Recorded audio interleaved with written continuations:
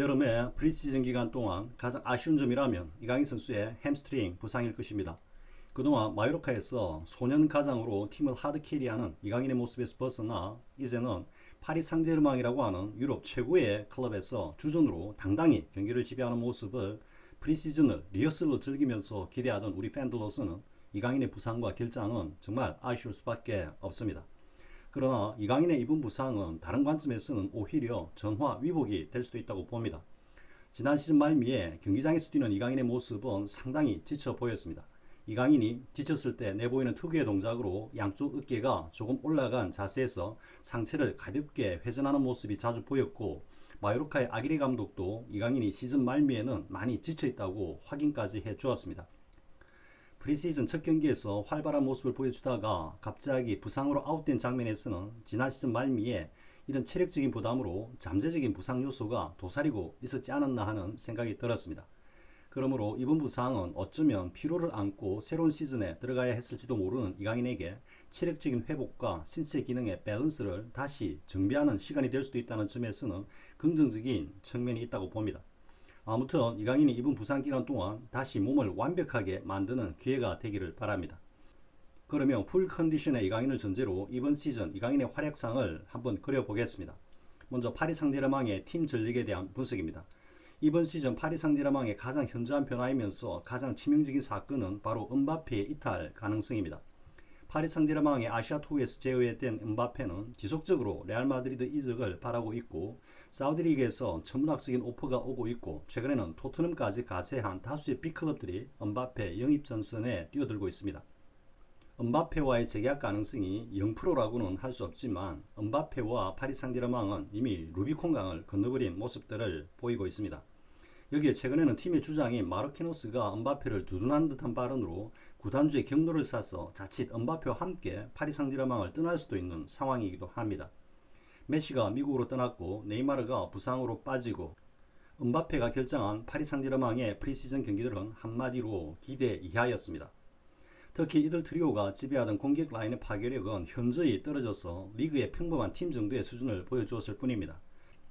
프리시즌 첫 경기에서는 이강인의 활약으로 공격 라인에서 비록 이들 세 선수가 빠졌어도 상당히 스피디하고 역동적인 팀플레이를 볼 수 있었던 반면, 이강인이 빠진 경기들에서는 파리 상제르맹의 경기력은 지루하면서도 특색마저 없는 그저 평범한 수준이었습니다. 음바페가 다시 리턴한다면 최상의 결과이겠지만 음바페를 일단 배제한 스쿼드에서 보면 네이마르가 복귀하고 이강인이 가세한 좌우의 윙포드 라인이 갖추어지고 이적 가능성 있는 베라티가 담당하는 플레이메이커 역할을 할 수 있는 플레이어가 자리를 잡으면 파리 상제르맹의 전방의 공격 라인의 골격은 갖춰지는데, 여기에 중앙 스트라이커 역할을 할 수 있는 선수가 필요합니다. 그런데 프리시즌 경기들에서는 이 중앙 공격수 자리에 아직까지 마땅한 자원이 보이지 않는데 엔리케 감독이 이 문제를 어떻게 해결할지 궁금해집니다. 바르샤에서 트래블을 달성했던 엔리케 감독은 역시 사비와 이니에스타를 축구로 하는 바르샤의 전통적인 티키타카를 베이스로 공격 축구를 구사했고, 전통형 9번 공격수를 활용하는 전술을 거의 사용하지는 않았습니다. 대신에 메시와 수아레즈가 중앙과 사이드를 오가면서 9번 공격수 역할을 하면서 바르샤의 주 득점원이 되었습니다.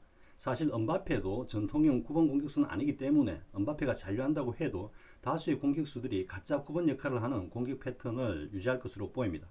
그리고 이런 역할을 이강인이 소화할 수도 있어 보입니다. 바르샤 시즌 엔리케 감독의 최전방 라인은 이른바 MSN 라인으로 메시, 수아레즈, 네이마르라고 하는 당대 최고의 테크니션들이 공격을 이끌었고, 이런 공격 패턴은 홀란드가 가세하기 전에 맨시티의 과르디올라 감독의 공격 패턴과 흡사합니다.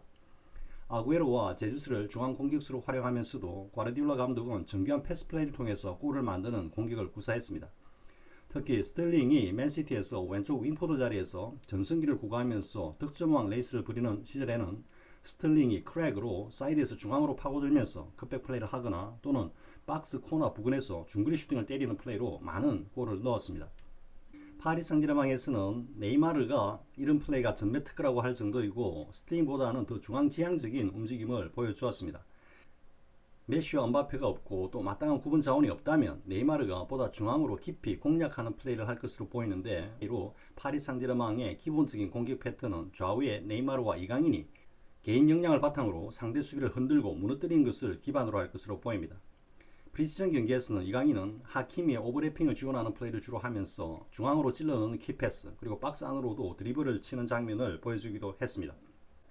프리시즌 경기만 보면 이강인의 역할이 아직은 사이드에서 오버래핑을 하는 하키미와 중앙 공격을 지원하는 역할로 보이는데 향후 시즌이 이어지면서 이강인의 포텐셜을 직접 확인하게 될 엘리케 감독은 이강인을 공격 라인에서는 바르샤 시절의 메시 그리고 미들 라인에서는 이니에스타의 역할을 부여할 것으로 보입니다. 엘리케 감독의 축구 스타일에서 가장 중요한 것은 점유율의 확보라고 할 수 있고 이를 위해서는 안정적인 볼키핑과 탈압박 그리고 정교한 패스워크가 필수적인데 이강인은 이러한 요소들을 모두 갖추고 있기 때문에 엘리케 감독의 축구와 잘 어울릴 것으로 예상됩니다.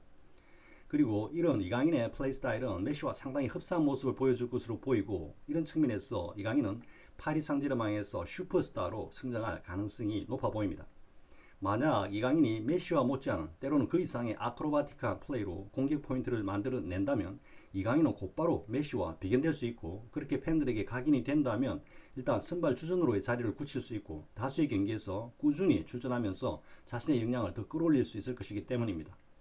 지금까지 제2의 메시, 리틀 메시 등으로 불리운 천재적인 선수들이 다수 있었지만 기술적인 측면이나 플레이 스타일 그리고 전반적인 축구 재능에 있어 메시와 흡사한 선수가 바로 이강인 선수입니다.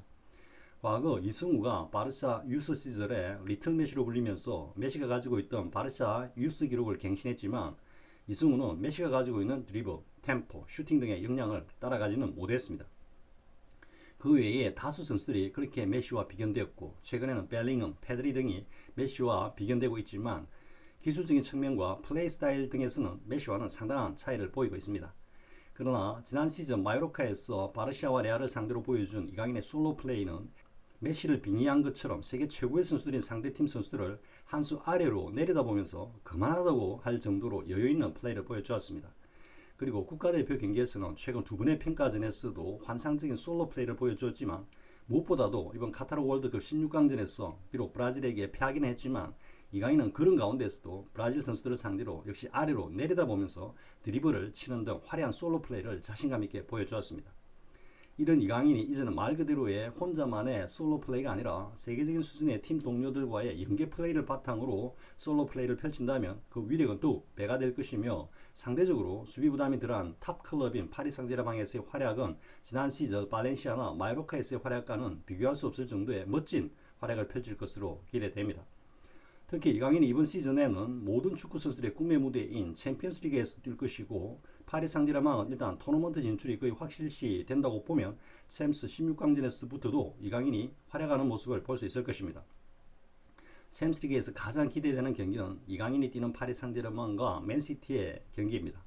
맨시티의 수비수들이 루벤 디아즈를 필두로 아케 등의 견고한 수비를 보여주지만 이강인이라고 하는 그동안 이들 수비수들이 경험해보지 못한 메시 유형의 이강인의 공격 플레이를 어떻게 방어할 수 있을지 무척 기대가 되기 때문입니다. 이전에 메시가 왜 그렇게 극강의 공격력을 보일 수 있는가를 분석하면서 그 베이스는 정교한 드리블과 넓은 시야를 바탕으로 하는 킹 역량이라고 하였습니다. 이강인의 역량을 한마디로 표현하자면 이강인의 볼 터치는 다르다입니다. 복싱 선수들은 원투펀치, 당구 선수들은 스트로크 퀄리티를 보면 그 수준을 알 수 있듯이 축구 선수의 역량은 한마디로 볼 터치가 기준입니다. 여기에 퍼스트 터치는 또한 중요한 기준이기도 합니다. 이강인의 볼 터치는 드리블에서 그리고 키 퀄리티에서 메시와 굉장히 비슷합니다.